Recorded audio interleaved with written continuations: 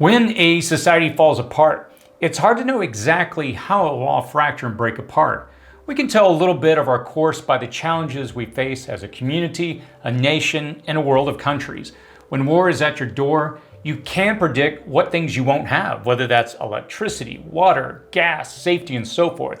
When a natural disaster strikes, you can also bet on the same services falling apart. And given the length of the disaster, maybe social order as well. Some disasters, they have a local or a regional zone and impacted radius. Some are larger in scope and suck in other stable areas like a spiraling vortex. How does it all fall apart though? What can you expect from a complete supply chain failure? How can that spiral out of control and pull you and your safe zone in like a vortex? In this video, I want to take you through some of the significant failures that can occur in the supply chain and how they can place pressure on and potentially cause other systems to fail. Our world is a network of systems. As one system fails, it can burden different systems and may cause their failure as well. Understanding these connections, their push and pull, their cause and effect, it helps us understand and even predict the sequence of events and how they will probably play out. So let's jump in. Please consider subscribing to our newsletter by clicking on the link in the description and comment section below. If you enjoy this video, please subscribe and click the like button to help the channel grow. Tiny tremors lead to major earthquakes. When one system fails, it puts pressure on other systems. Just as a tiny tremor and movement of the earth along a fault line can put additional pressure further down the fault line, one small event or failure can result in more significant events and failures further along. We've seen this in minor ways this year. The Colonial Pipeline ransomware attack lasted just 6 days from May 7th to May 12th, but it impacted several other systems we relied upon and had a more lasting impact. On May 7th of 2021, the Colonial Pipeline, an American oil pipeline system that originates in Houston, Texas, and carries gasoline and jet fuel mainly to the southeastern United States, suffered a ransomware cyber attack that impacted computerized equipment managing the pipeline.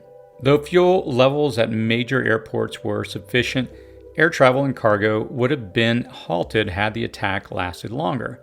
The attack led to panic buying of gas. That and the insecurity of the future supply drove spikes in the price and shortages at the pump.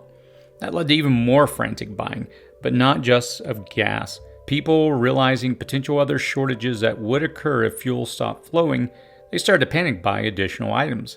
Had the hijack line remained shut down long enough, you would have seen large-scale panic buying of staples in the stores, depleting the inventories and with no future deliveries to replenish them.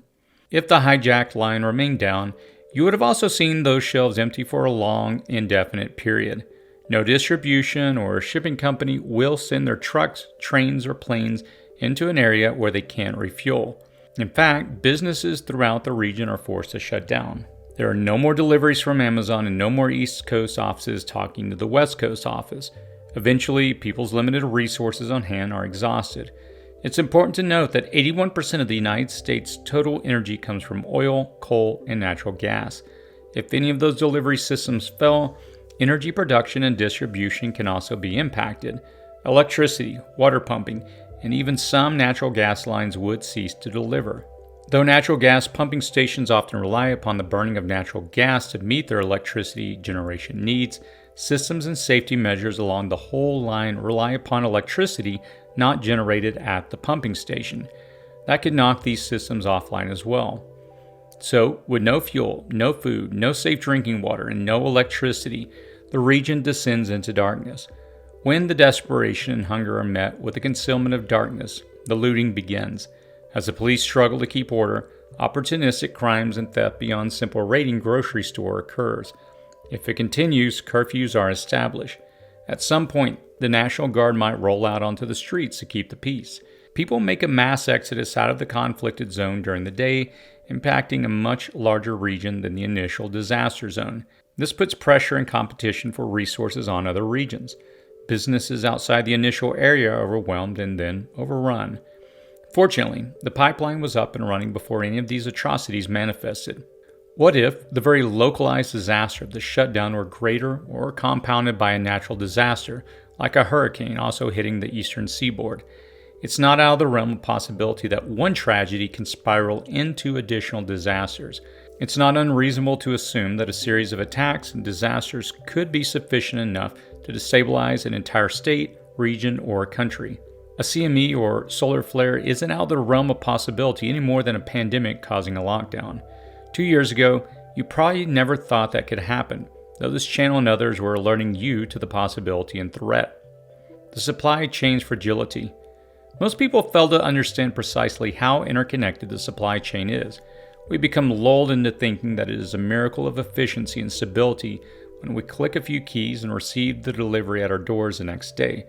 When you pull back the curtain and scrutinize the parts, however, you'll see that the just-in-time, anticipated orders, limited manufacturing to meet projected sales models are super fragile.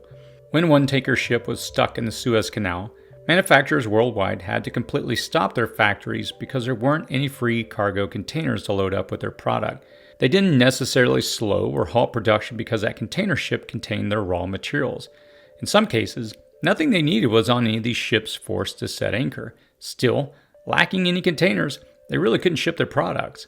It used to be that when consumers demanded a product from Beanie Babies to avocados, orders rose and prices increased based on demand and scarcity. Some people may be old enough to remember Dunkin' Donuts' famous commercial, where they simply slow panned over steaming coffee and an array of donuts. It was so popular that they need to let their franchises know the airing schedule so they can make the donuts to meet the demand. That's the old supply and demand equation. Much has happened since. As a streamlined global distribution system sprang up, products started arriving to you from further than the manufacturing plant the next town or state over. Your range of choices increased. The multitude of small providers was forced out of business by the high-volume, low-cost manufacturers. Now, you just had one source for your product instead of many. Bigger corporate pharmacies replaced your many independent pharmacies. Massive warehouse stores replaced your many small-town hardware stores. Your small grocer who kept local agricultural producers in business by buying their product was replaced by larger chains who sourced their low-priced produce and products from corporate farms around the world. It may seem fine and seamless to the consumer because they get a broader array of products at lower cost, but so much of it is single source now. Instead of multiple growers, you have just a few corporate farms. Instead of grapes during the grape season, you could get them year-round from warmer climates. Asparagus from China or Peru, avocados from Mexico, meat raised in one country, slaughtered in another, packaged and processed in yet another country. It's a very efficient system that can effectively generate vast amounts of products and profits when it works. When meat packers get sick and force one of the largest meatpacking plants offline, the frozen inventory is used up. Then the futures price goes up. Then the prices go up for the everyday consumer.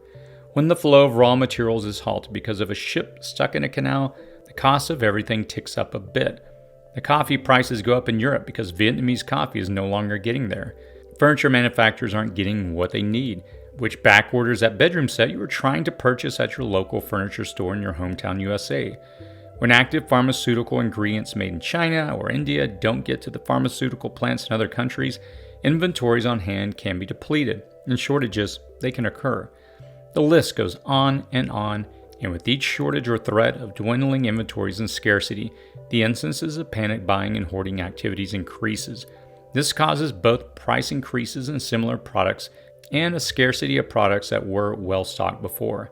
In reality, the just-in-time manufacturing, distribution, and delivery system are deceptively more interlaced and fragile than we see when we click a mouse and receive an order the next day.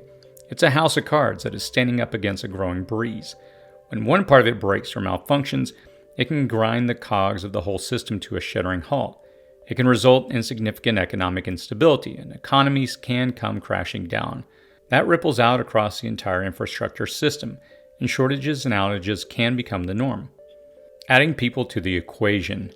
When we factor in the manufacturing slowdown because of the pandemic raging in India or China, or the flow of immigrants to chicken processing plants or fields in the United States to work jobs, most Americans won't. We see more wrenches being thrown into this fragile system. When we undergo significant political strife and cannot resolve conflicts and find a compromise, we only manage to prolong and amplify the impact of small supply chain failures. Inflation drives further price increases and fuels more panic buying and more discontent. Most people can't simply turn their back on all of it and become instantly self-sufficient and self-sustaining.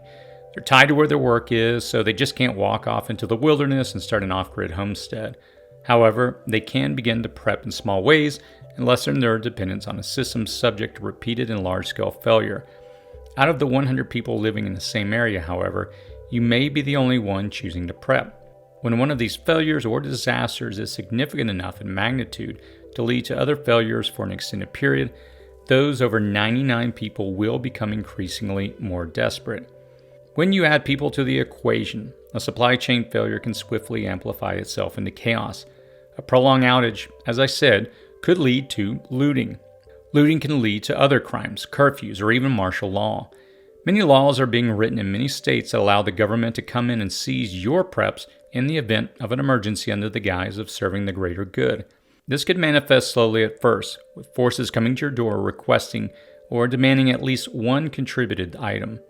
If the disaster doesn't look to be one that will pass and is large enough in scope, it could quickly become a total seizure of all your canned goods and dry goods. They aren't likely to take your homemade can or pickled purslane or green beans or forage in your yard, but your store-bought labeled food is sure subject to confiscation. People add an X factor and unpredictability to how large-scale disasters will play out.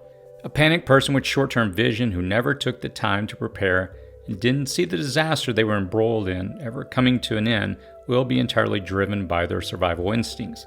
Laws, order, and morals don't exist in a mob.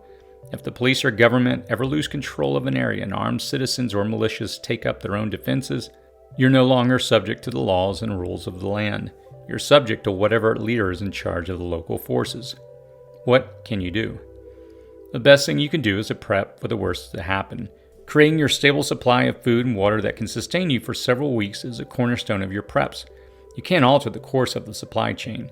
It's running independently of you. However, it is so finely tuned to a stable world that when one thing goes wrong with a stable world, things could rapidly spin out of control. We don't live in a stable world right now. Your goal should be to establish your place outside of being at the complete mercy of the supply chain.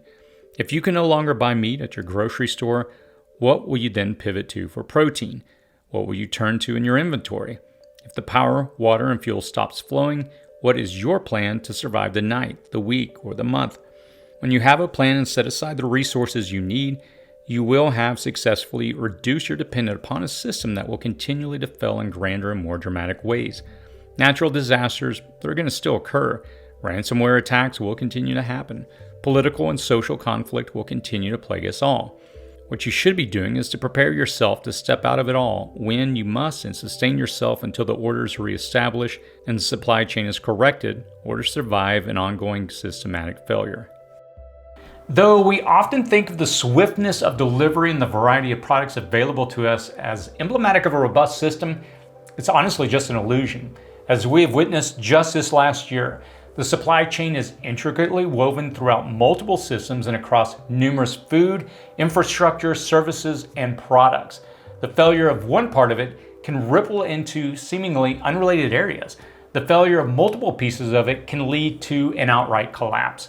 We've been lucky that it has been contained so far, but we should view this as the crossing rails coming down on the train tracks. The train is, well, it's coming. Those crossing rails and lights, it's a warning to you. The cracks in the system we've seen today. You can either get off the tracks, maybe even the road, or you're at risk of getting run over. So what do you think? What 2 or more events do you think would need to occur before we saw a more significant system-wide failure? If a cargo ship getting stuck, a pipeline getting hijacked, or a sickness slowing down manufacturing can cause such dramatic and lasting effects, what do you think would be the final blow that could bring the house of cards tumbling? I like to read what you're doing to prepare for what's coming our way as much as I like to share what I'm doing and recommending. Let us all know in the comments section below. I read many of the comments and respond to them when I can, and that's typically within the first hour of releasing a video. I can notify you when other videos become available if you subscribe to this channel. It's a little thing, but it helps us grow our community. As always, stay safe out there.